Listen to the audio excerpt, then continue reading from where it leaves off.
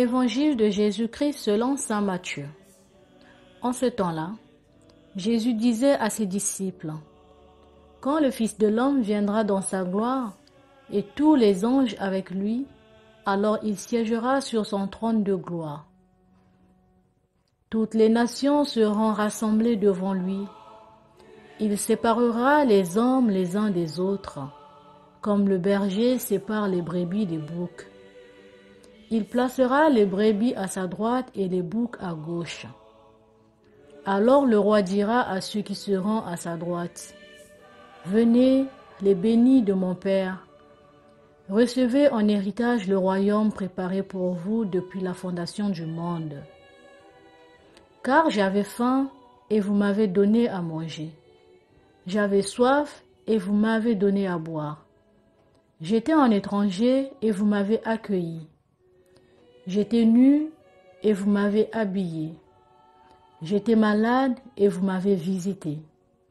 J'étais en prison et vous êtes venus jusqu'à moi. » Alors les justes lui répondront, « Seigneur, quand est-ce que nous t'avons vu?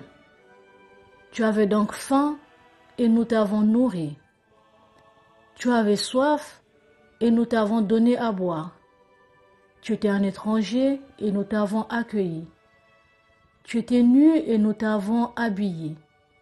Tu étais malade ou en prison.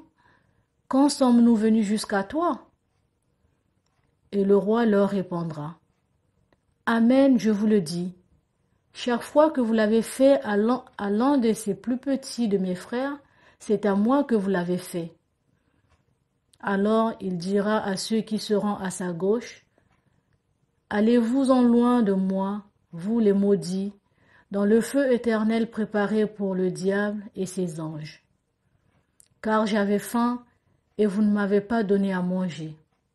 J'avais soif et vous ne m'avez pas donné à boire. J'étais un étranger et vous ne m'avez pas accueilli. J'étais nu et vous ne m'avez pas habillé.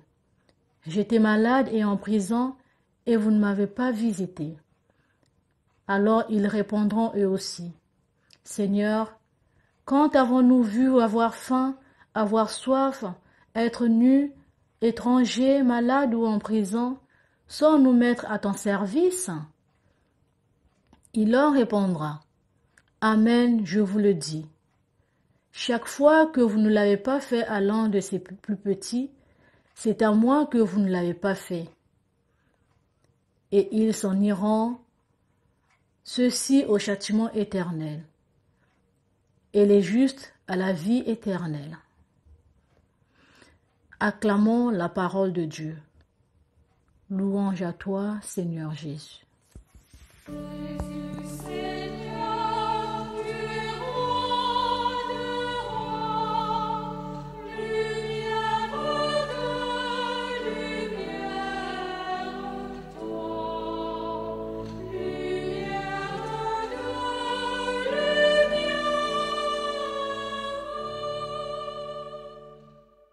Chers abonnés de 3 minutes d'évangile, frères et sœurs, bonjour.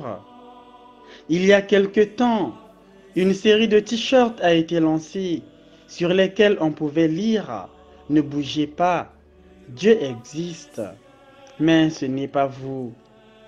C'était une belle initiative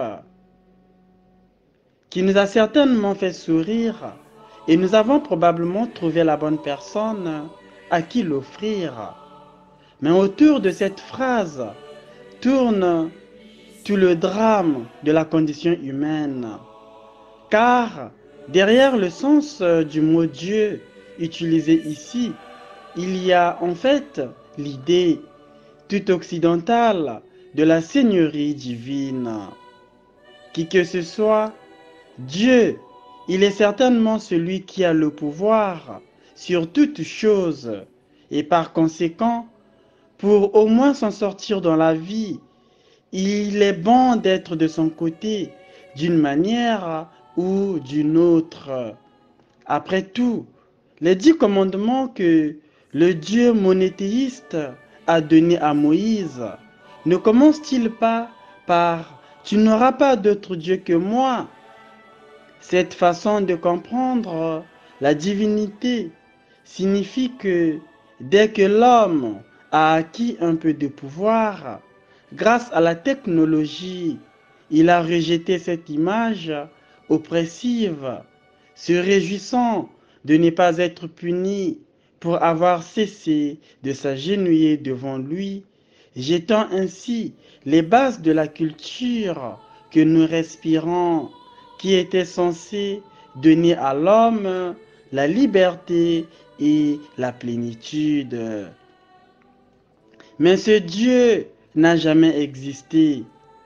Il n'est que le fruit d'une projection de l'homme qui, effrayé par sa fragilité et sa petitesse, a regardé la grandeur divine avec envie et crainte.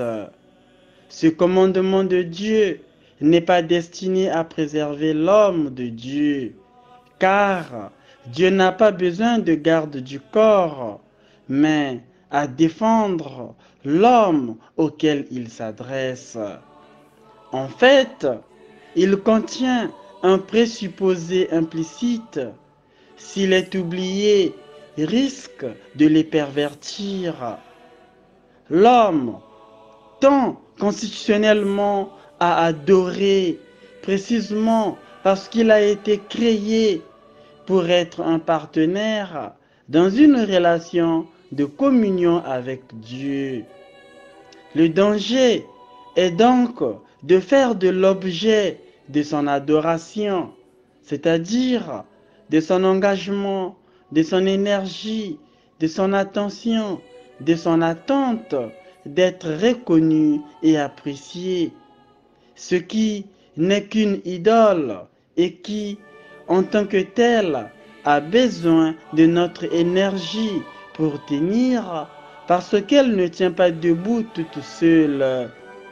En fait, comme il s'agit d'un morceau du monde, il a besoin d'énergie pour maintenir sa luminosité, puisqu'il ne l'a pas en propre et qu'en tant qu'adorateur, c'est nous qui la lui donnons.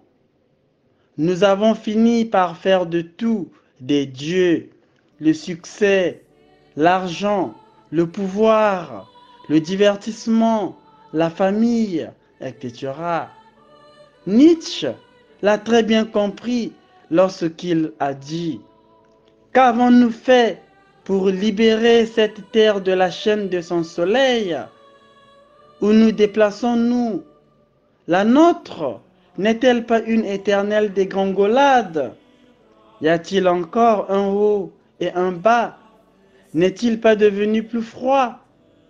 La nuit ne vient-elle pas de plus en plus nuit? Lorsque nous reconnaissons que nous avons besoin de Dieu, peut-être retournons-nous là où nous avons été laissés, au pied de cette montagne où il est venu nous donner sa parole que nous avons rejetée parce qu'elle s'était livrée à nous avec le sérieux et la sévérité d'un Dieu différent de nos attentes. Nous sommes tellement occupés à danser autour des feux de dieux païens qui n'ont pas encore de nom, que nous ne nous rendons pas compte que bientôt le bois qui les alimente s'épuisera, nous laissant à nouveau dans le froid. Chers abonnés de 3 minutes d'évangile, frères et sœurs, bon dimanche et bonne méditation.